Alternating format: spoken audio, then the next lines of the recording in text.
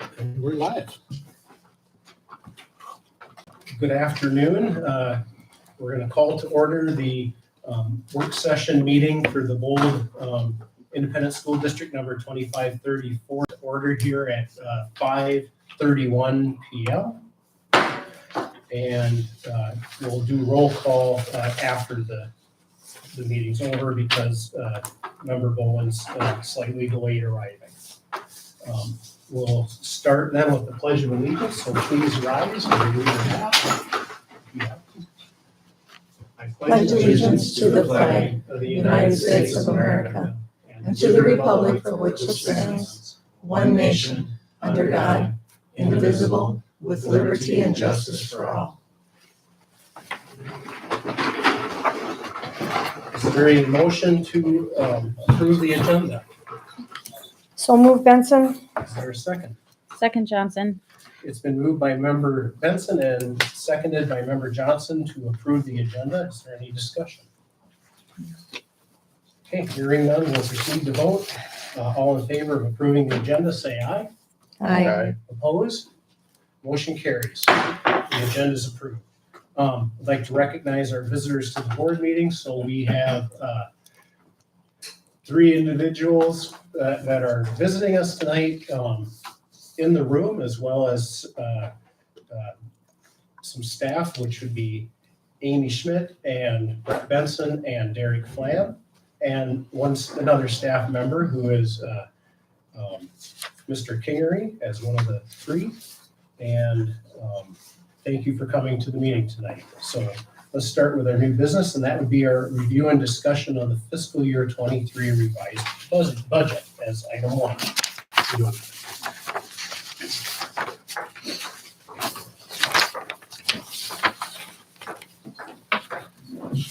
Amy, could you turn the microphone like towards you? It'll be fine. Okay. I don't have a lot. The budget is pretty straightforward. It was projected that we would have about $375,000 in deficit spending for this fiscal year based on increased costs. We have had increased costs, but with some other cost savings, we'll probably deficit spend about $812 is where I'm at. So, biggest expenses have been increase in food service and transportation and then maintenance. Well, food service, what part of that? Because aren't we getting paid by the state now? But it's behind, like it's not caught up, so we Okay. don't know what revenue we're coming in. Gotcha. And it's not paid, we're not 100% paid yet. All right. So that won't start till next school So you won't see that as, okay. I see you have the general, the food service, and community at all three listed together for the overall budget. Yeah. I got a quick question. Staff development, how do we get $295,000 in there? We have to allocate a certain percentage of our budget every year to staff development. Some of that's gonna be changing, because at the end of the year, they transfer stuff around. So like, we have staff development at the beginning of the year, so we'll go back and code staff's wages to that staff development amount. So what goes in there then as far as when you say wages? Go to a training. You guys go to different MSBA. like Well, MSBA or that can't be $295,000. no, but if a teacher goes to a training, continuing ed training for their program, that costs, and then you can carry that over from year to year. So it depends on what teachers ask for. Like one asked to go to a math conference, and that was 4 days. That covered the hotel, the conference fee, sometimes their membership to a fee. There's a certain amount that are allocated by the teachers. They allocate out and approve, and there's a certain amount that is allocated by the administration. So when they have, like, people come in on those staff development days, is that part of, like, we pay people to come in for that also, We and do, that comes and out at of the end of here? the year, we will reallocate that out of the general fund and put that into that staff development fund. It's easier to do one big journal entry than have to journal entry every single one, every single time. Okay. So we just do it as a 1 month and note it. That's beginning and there's the projected. So the projected is, you're looking at, it's going to be up to 345,000. That's the projected. Where are you looking at? Under where it says staff development, and you go straight across to projected funding projected ending fund balance. 345,000, yes, projected ending fund balance, but that's again gonna change because we made a decision to move a bunch of staff wages out of staff development, out of the general fund and move them into the projected fund balance. So that'll adjust.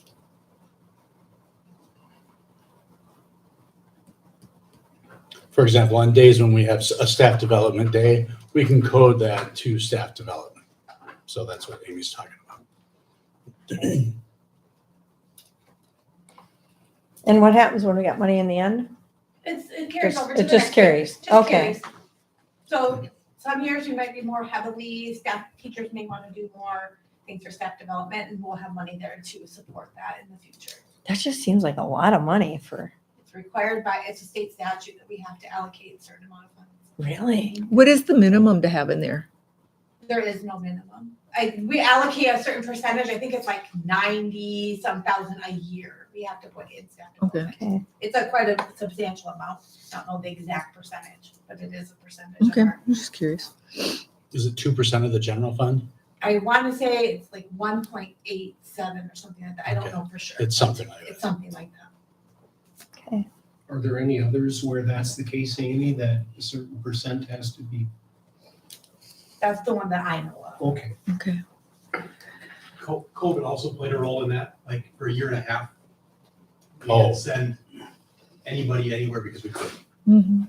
So that's another reason. why. So that's kind of a rollover from the previous Sure. year. That makes sense. Yeah. Okay, that makes that's. a lot of sense. Yeah. And Yeah. Well, and I'm like, working with a wow. lot of things that didn't have notes on them either, and so I'm really working to put notes on things so we can look back. Okay, thank you, Brett. Any other questions?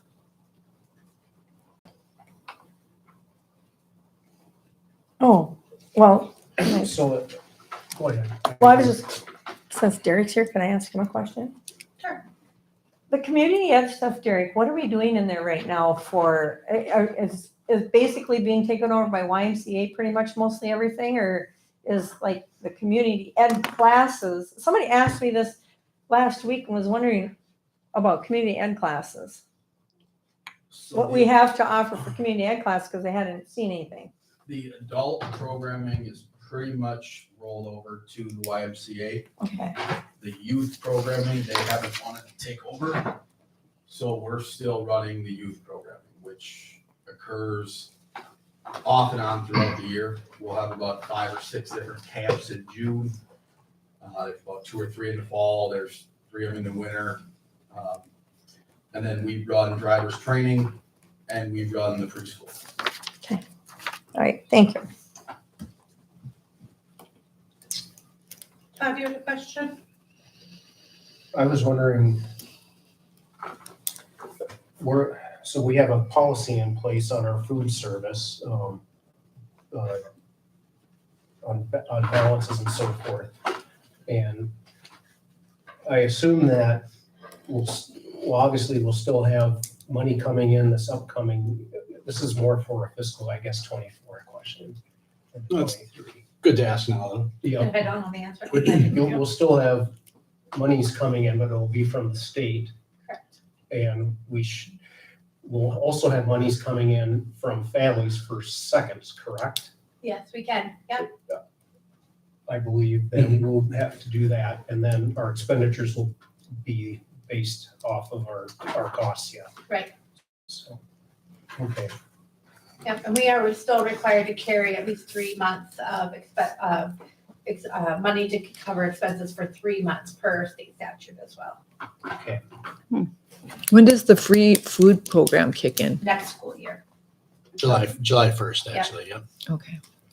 Well, that'll overlap with somewhat of the summer food service program, won't it? We're not entirely for sure how that's going to look exactly yet because the summer food program is a separate application with a separate grant, because that's already 100% free. We don't charge for that. Yeah. So how that reimbursement rate will look, we don't know yet. There's a training coming up that we're going to be attending here, I think in 2 weeks. So the details are still very much coming out on that program. Quick question on the learning and development here, the 121,800. So is that for the students then? Kind of the same thing as like the staff development? It's like the third one down. In red. And blue. It's learning and development. That's like our title. Title one, Title one. Okay. Okay. Yeah, it's money, projected money in, projected money out. It's usually Yep, see that. equal. Okay. Mhm.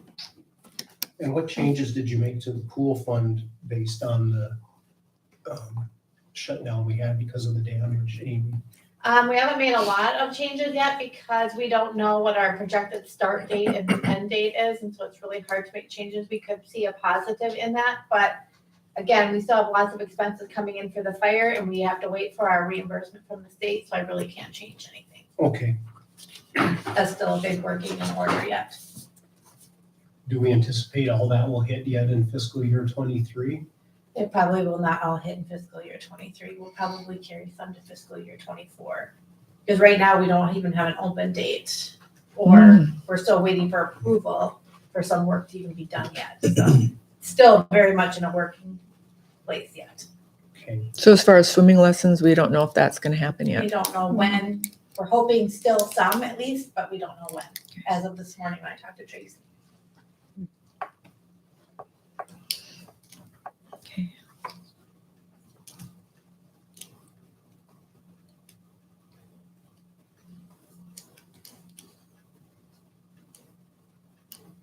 That's all I got. With the ECFE, the rates that, the increases that we are gonna be doing, because I see that it's showing a negative 113,000. That doesn't kick in until, I suppose, next fall when we start receiving.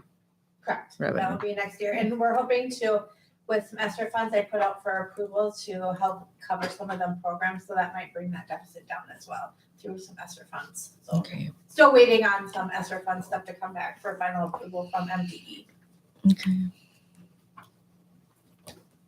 Still a way better number than it was Mm-hmm.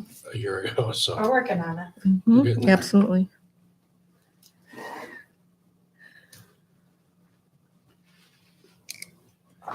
do any members have any further questions or comments on the, Oh, I'm good. Thank you, Amy. Mhm. Yeah, thank you. thank you, Amy. All right. With that, then we will move on to our second item of new business, and that would be Tomahawk Conference. So is there a motion by a member in regards to item B on the agenda? What are you wanting a motion for? If the motion's offered, the motion should be to make a formal application to the Tomahawk Conference by the May 24th deadline. May 20. I'll make a motion to do the application for the Tomahawk Conference for the May 24th deadline. Is there a second? Is there a second? Okay, motion's gonna fail due to lack of a second. So that was the only other item on new business, and with that, we would Can I have some discussion on that just for a second, on the Tomahawk? Going from Tomahawk to the West Central? Just elaborate on it a little bit? I Can- guess can- we'll do a little elaboration for the lack of a second, so, yep. Okay, well, I'll just try and make it quick. This has been a very hard decision for this whole thing. We've had so many people text, email, call, and I appreciate that when people do that, because on a board here, we don't always get both sides. We don't get all the information. Well, I shouldn't say all the, we just don't see both sides all the time. And with everybody, I mean, we had people that want to go to the Tomahawk. We've had people that want to stay in the West Central. And it's actually been really interesting. So people coming forward with things that you think you already know, but it's like, oh, I guess I never thought about that. So in this process, what I did is I took and I thought, okay, if I was a student and an athlete, how would I want them to vote for me? Then I went and thought about if I was a coach, what would I want out of the deal?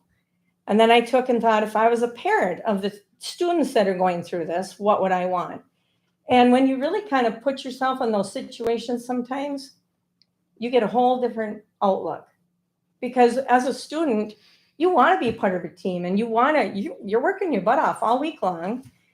And then you go and you find out, you get to some place and, oh, sorry, we don't have a C team. Sorry, we don't have a B team.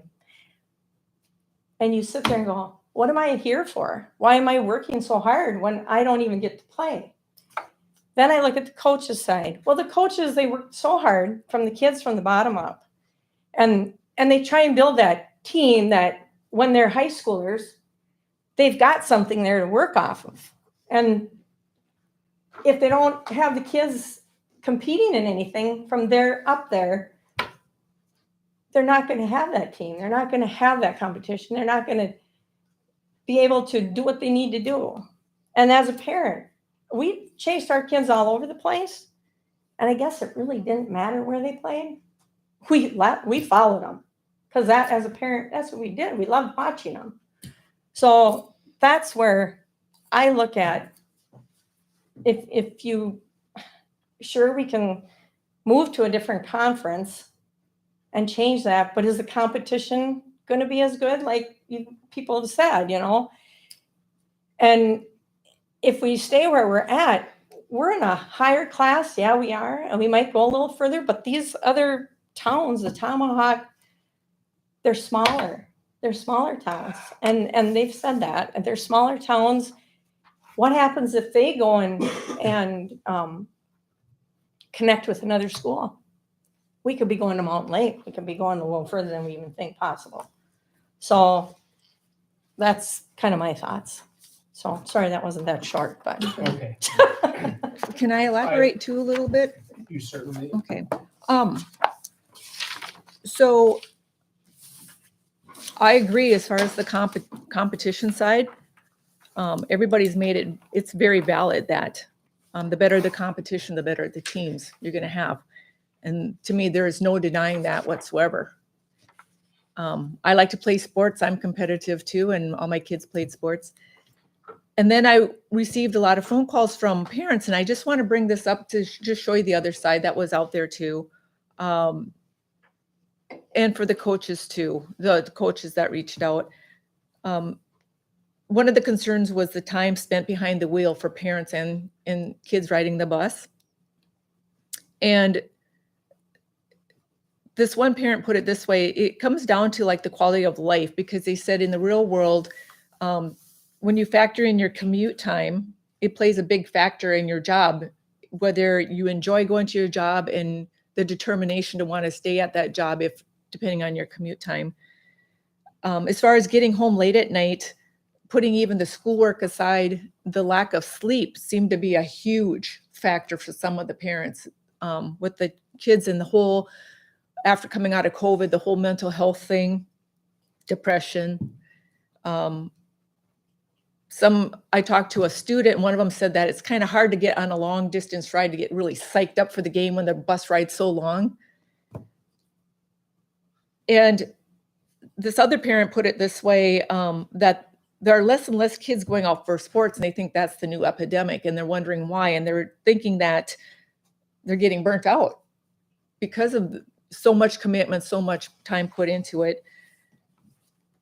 So the coaches too, they've reached out and said too that for some of them, it's hard for them because they have to quit an hour early. And it factors into their vacation time, their comp time with their family. And, it gets to be old after a while. They don't know how long they're going to continue to do it or whatever. Yeah. So I just wanted to bring up that side too, to show that was the other part of the, like Sandy said too, you see both sides. It's really, really hard. And I see by doing what we just did, there's no more discussion on it. It's a done deal. So it's irrelevant to even talk anymore about it.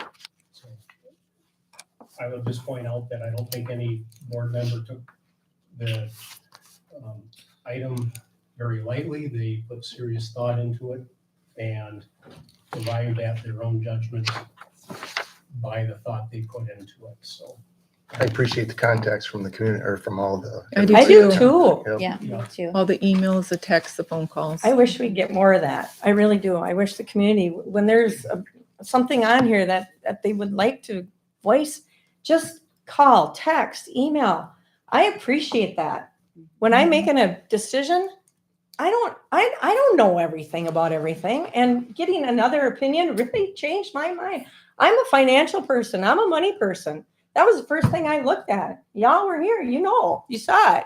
I was like, this is gonna cost. I mean, but when people call you and you get information from the other side, you start thinking, okay, it's really not that bad. Like, I mean, and I talked to Amy, she didn't think $2,500, $3,000 difference by the time you're adding the little extra time with the teacher stuff and everything.